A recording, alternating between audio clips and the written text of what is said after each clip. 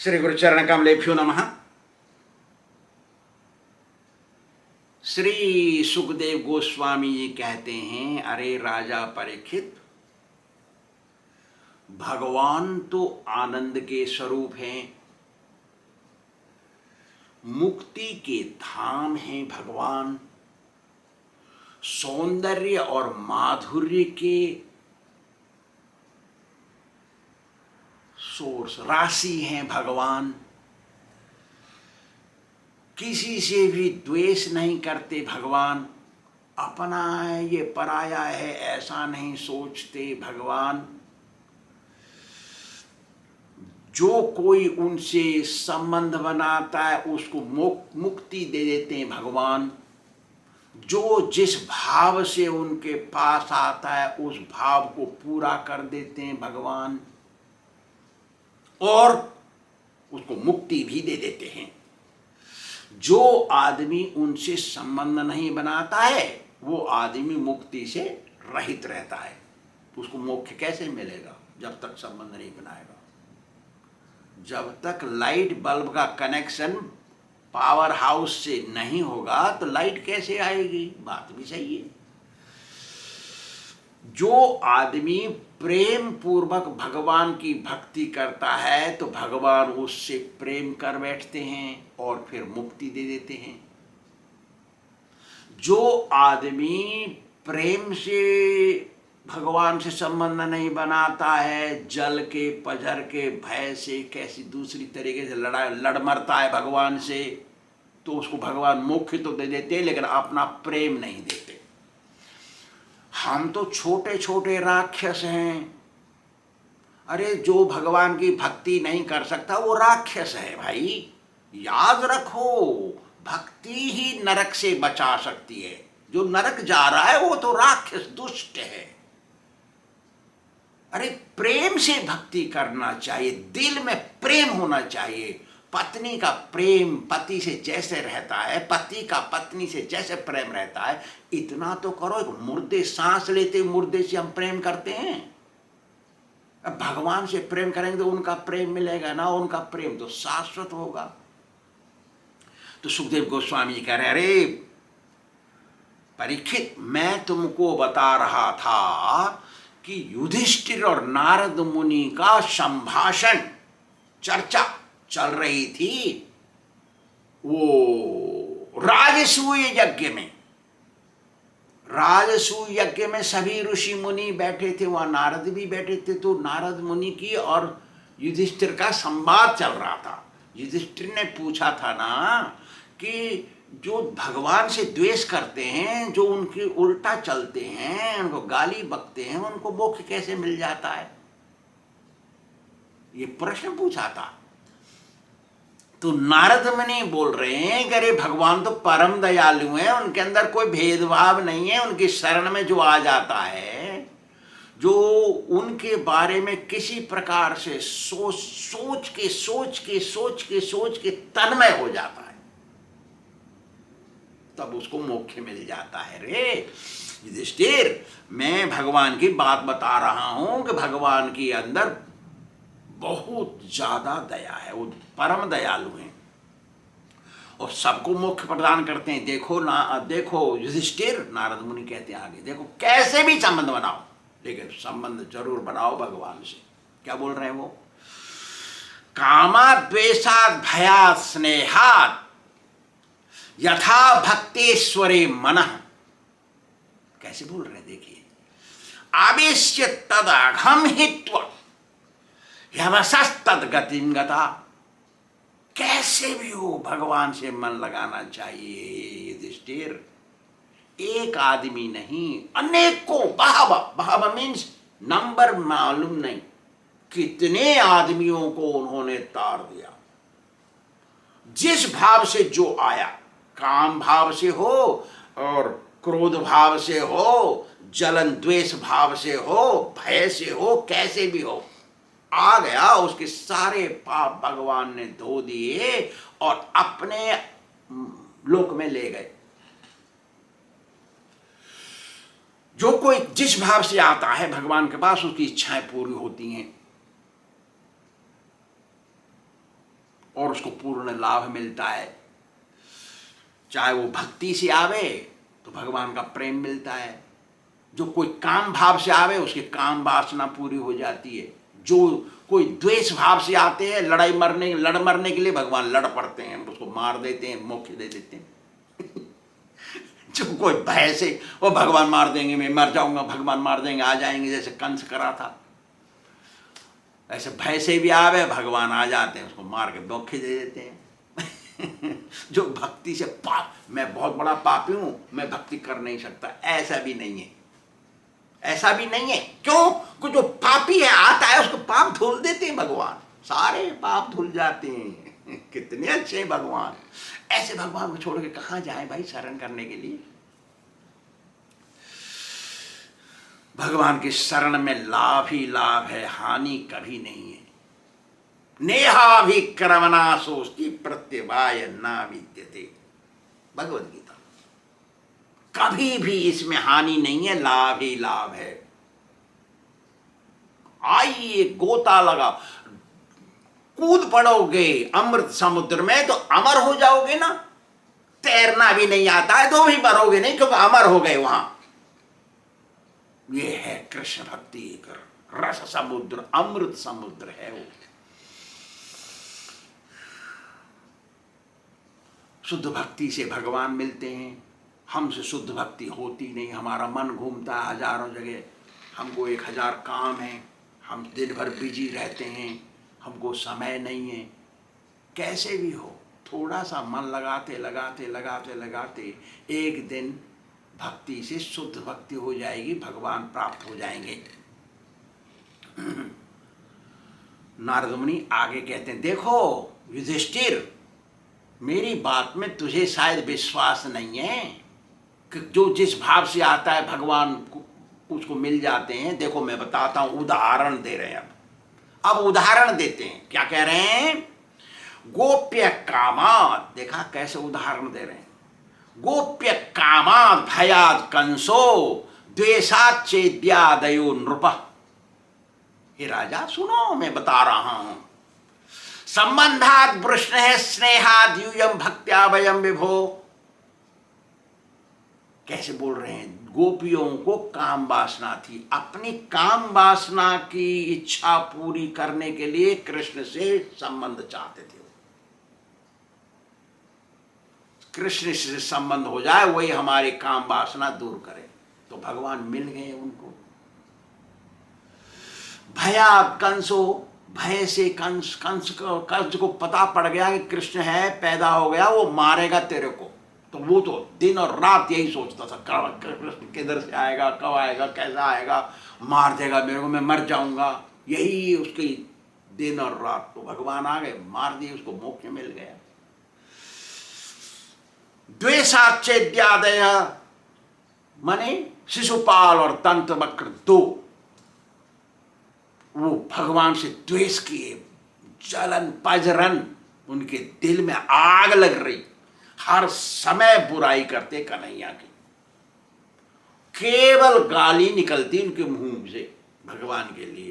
तो ऐसे ध्यान लगाए, तरह तरह की गालियां निकाले, हर प्रकार के बात सोच सोच के उसके विरोध में बोले। तो मर गए वो, मार दिए भगवान ने, मोक्ष मिल गया। संबंधात वृष्णयादय, भगवान वृष्णि वंश में जन्म लिए, यादव बन गए। तो यादवों ने यह सोचा कि हमारे भगवान तो हमारे संबंधी हैं, हमारे दादा पुरखा, मामा, काका, ताऊ, भैया, बेटा, कुछ भी लगते हैं वो हमारे। तो वो ये सोचते थे कन्हैया के बारे में, तो उनको भी मोक्ष मिल गया। स्नेहात यूयम, अरे युधिष्ठिर, तुम लोग पांचों पांडव, तुम भगवान से स्नेह करते हो। जैसे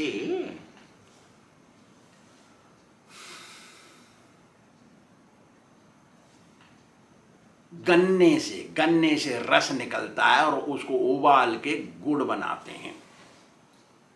गुड़ बनाने के बाद, गुड़ बनने से पहले फिर उसको दूसरे मशीन में चला करके उसको शक्कर, खाड़, चीनी बना के फिर बाद में उसकी मिश्री बनती है।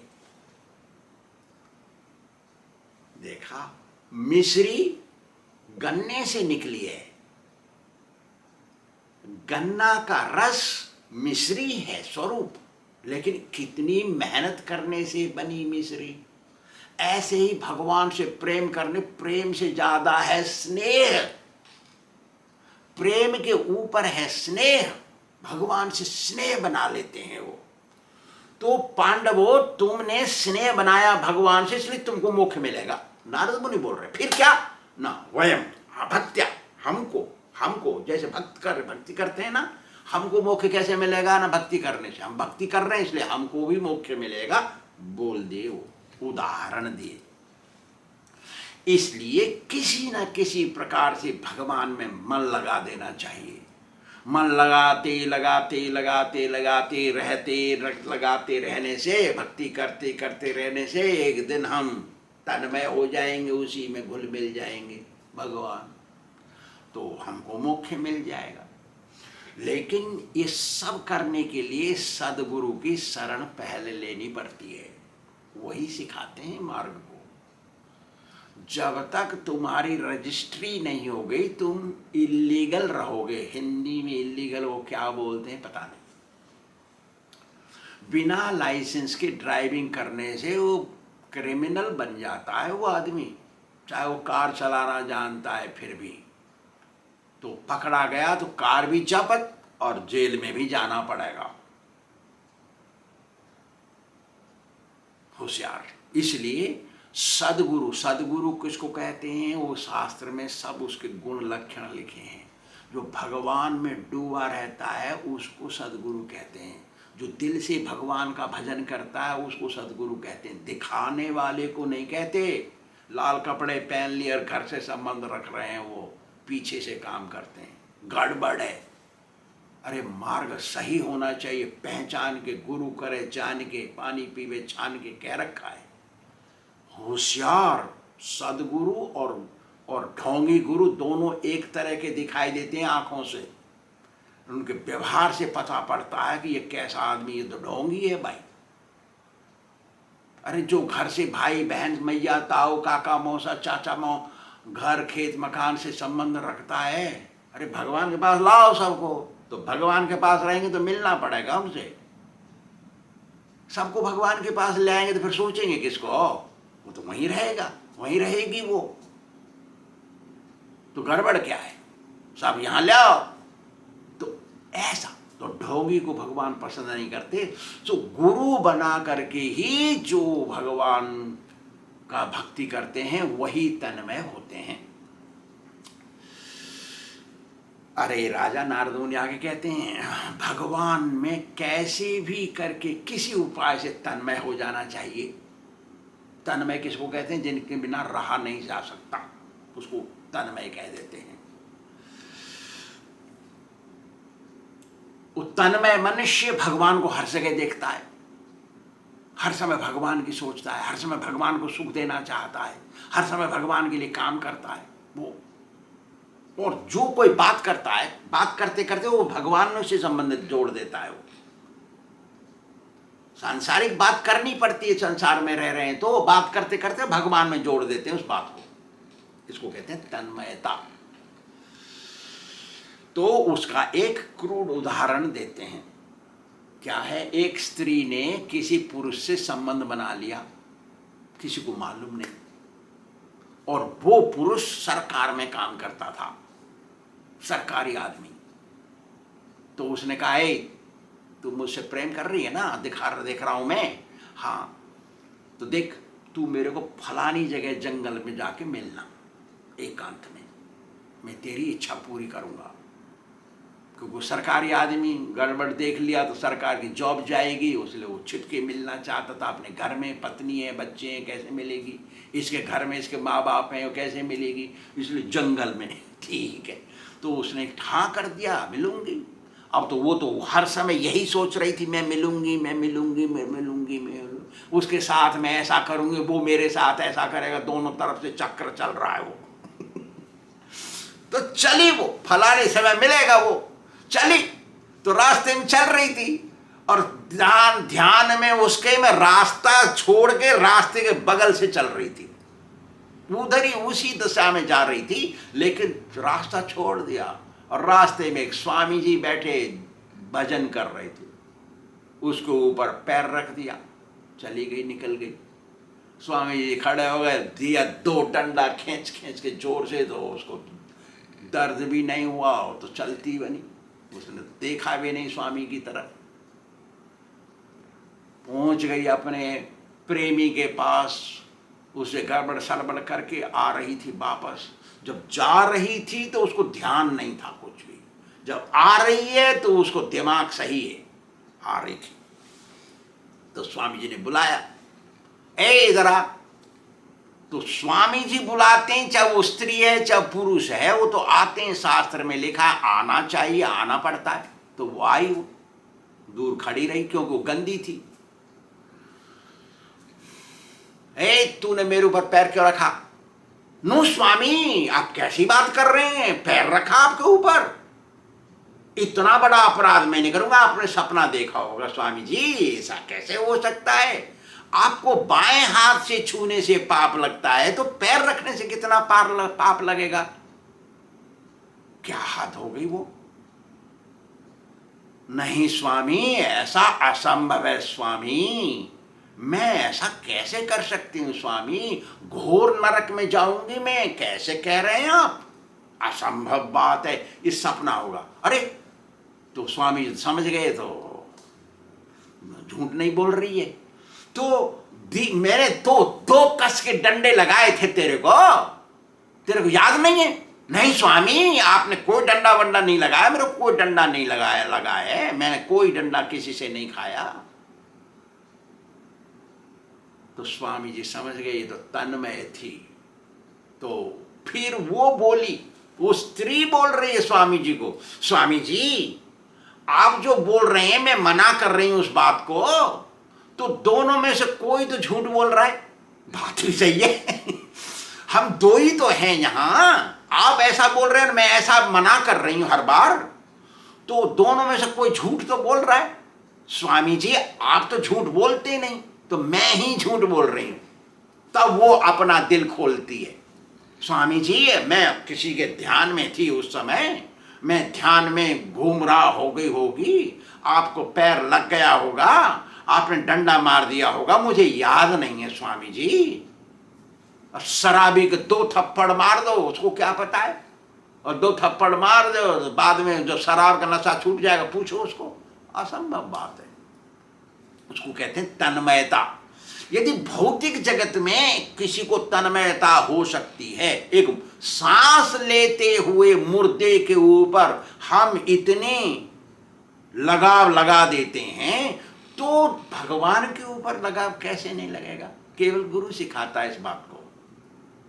गुरु जी की बात पर चलेंगे तो हमको वो तन्मयता अपने आप आ जाएगी।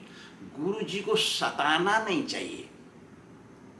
आजकल के कलयुगी शिष्य हैं, गुरु को सता सकते हैं और जानबूझ के गलती कर सकते हैं, गुरु की आके परीक्षा करते हैं, टेस्ट करते हैं, और गुरु जी चुप रहते हैं, सोचते हैं अरे बच्चा है, चलो कम से कम कलयुग में आया तो सही भक्ति करने के लिए, ऐसा सोच के चुप रहते हैं। गुरु जी को सब मालूम है, चुप रहते हैं गुरु जी। उसको मालूम है क्या हो रखा है, वो क्या करेगा कल और अगले महीने अगले साल, वो भी पता है गुरु जी को, लेकिन चुप रहते हैं गुरु जी, अनजान जैसे बैठे रहते हैं। यही रहस्य है कलयुग में गुरु जी का, क्योंकि शिष्य ऐसे हैं संसार में कलयुग में कि उनको अपराध से डर नहीं, उनका लगाव ऐसा लगा जैसे स्त्री का लगाव उस पुरुष से था जंगल में मिलने के लिए। उसको पता ही नहीं स्वामी जी को पैर रख के निकली थी वो। आगे की बात आगे बताएंगे। श्री राधा गोविंद भगवान की जय।